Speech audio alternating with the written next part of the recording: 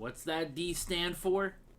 Um, Hey everybody, Card Dreamer here, coming at you on behalf of D-Class Derailed and all things D-Class related. And today we are taking a look at part 3 of the Pizza Club Turtles from NECA. This is Teenage Mutant Ninja Turtles Leonardo Leads. So as you can tell and assume, this is based on Leonardo from the original cartoon from the late 80s, early 90s.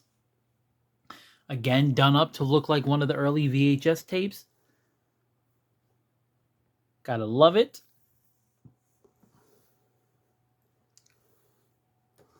Love the art. Straight from the opening credits. Great pose of the figure.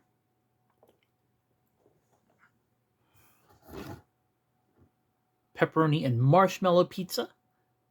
Yummy, as usual. Just comes with so many great accessories too. I love it.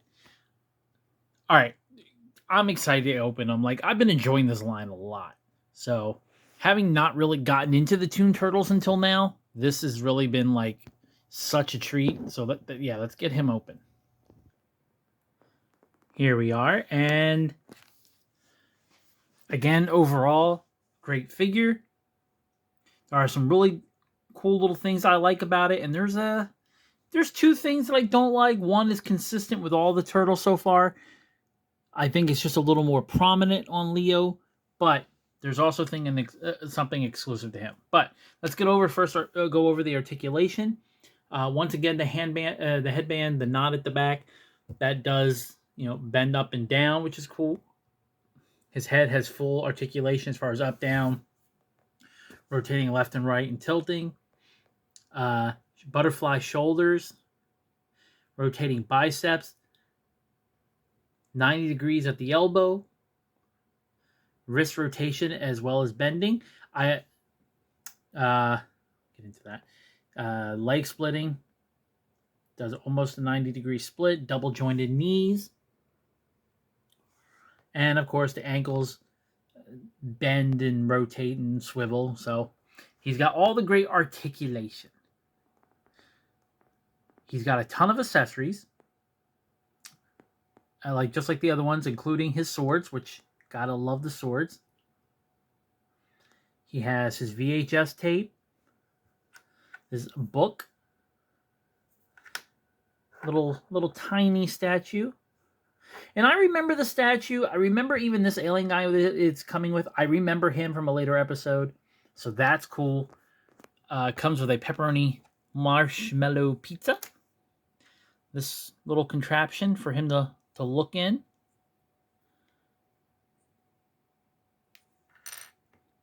Alternate head with the red eyes. I don't remember what the red eyes are from. I do like the alternate heads. Something that I haven't discussed in the previous two videos that I think it might be worth noting. I was probably going to hold off till Donatello, but I know people have. So apparently these heads can come apart from, like, you can take the dome off and the bandana off on their heads. So you can actually, if you wanted to, swap the looks with the bandanas, the dome, their mouth. So you can customize the turtle with what face you want to give them, which is cool. And I believe you can do that with the older Toon Turtles. It's just it may not look right just because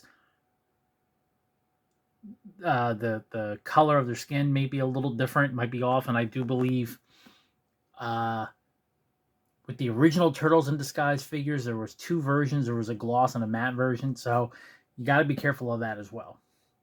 But and then he comes with alternate hands. Now I already switched one of the alternative hands out, and I think that's what's cool. That's what I really wanted. Like, that's a really positive. I like that they have a hand designed to hold the sword like that. I think that is really, really cool. So I'm like really happy there. So one of the things I wanted to go over is the back. So for whatever reason,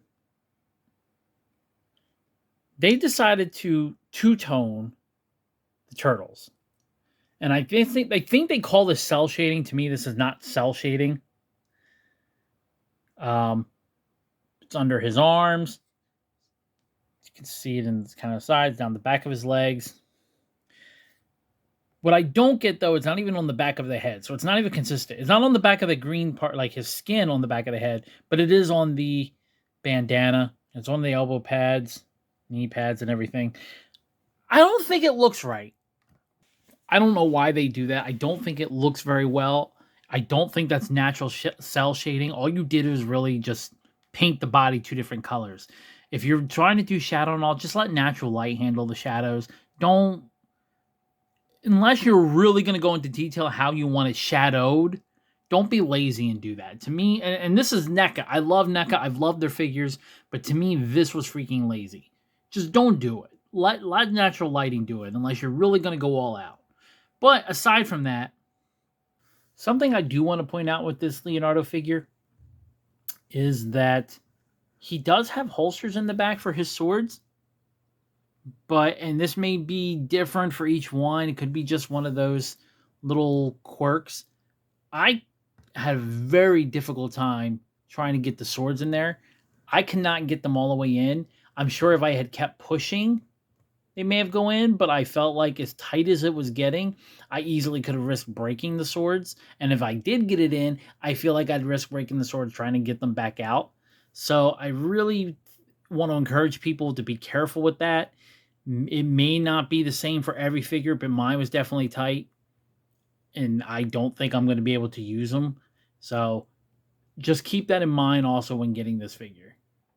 I think everything is awesome. I recognize the episode, I recognize pretty much everything here from episodes. I think that's awesome. They go into these little details. But I would love to know what you guys think. Leave your comments down below. Was this a grab or pass? Until next time, I'm Card Dreamer. This has been D-Class Derailed. Stay evil.